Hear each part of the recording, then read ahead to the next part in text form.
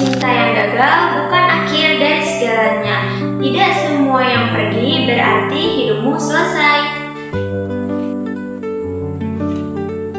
Melalui buku ini, saya akan membahas lebih dalam lagi. Buku ini memiliki judul Cinta, Luka, dan Sebuah Perjuangan. Ditulis oleh Fitriani Sangkua, diterbitkan oleh Kata Buku Publisher, tahun terbit 2025, memiliki tebal halaman 105 halaman, dan jenis buku fiksi atau novel. Alasan mengapa saya memilih novel ini adalah karena novel ini mengangkut isu sosial, kesehatan mental, atau perjuangan anak muda yang sangat relevan dengan kehidupan saat ini. Melalui perjalanan yang penuh perjuangan, Fitriani tumbuh menjadi penulis yang ingin menyampaikan pesan tentang cinta, perjuangan, harapan, dan keyakinan bahwa keterbatasan bukanlah penghalang untuk bermimpi.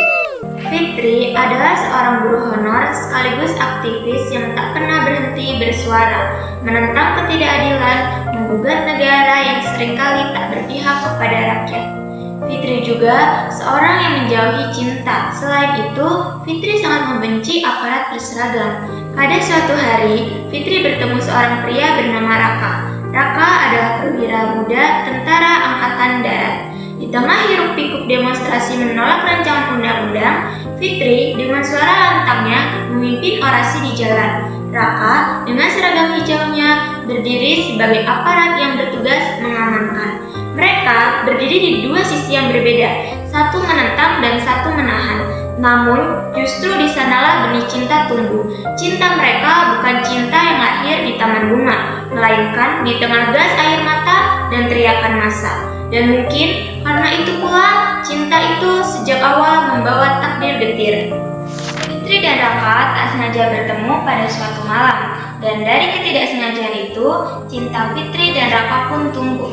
Tak lama setelahnya, Fitri dan Raka menjalin hubungan bersama pacaran. Masalah pun muncul ketika Raka pertama kali memperkenalkan Fitri kepada orang tuanya. Ayahnya nampak tak senang karena Fitri hanya seorang guru honor dan ayahnya nelayan.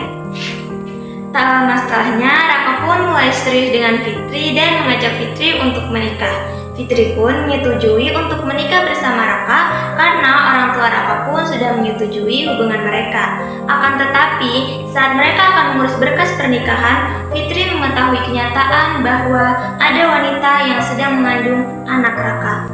Tragedi itu terjadi saat mereka reuni letting di Bali. Saat mendengar itu, jantung Fitri seakan berhenti berdetak.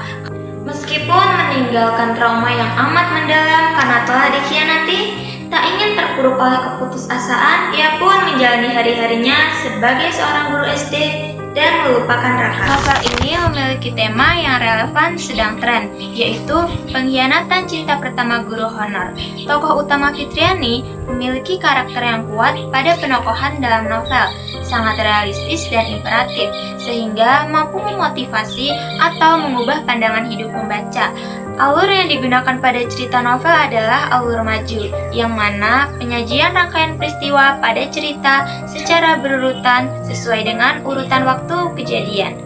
Penggunaan gaya bahasanya pun mudah untuk dipahami, sehingga pembaca tidak kesulitan untuk memahami cerita dan memaknainya. Latar tempat dan suasana menegangkan ketika Fitri dengan suara lantangnya memimpin orasi di jalan. Secara keseluruhan, novel ini memiliki desain sampul dan desain bunga pada setiap lembarnya yang menarik. Selain itu, di dalam cerita novel terdapat pesan moral yang disampaikan oleh penulis melalui isi dari novel yang sangat berharga bagi para pembacanya. Tentunya, setiap buku yang diciptakan pasti memiliki kekurangan. Kesalahan itu terdapat pada paragraf pertama halaman 80.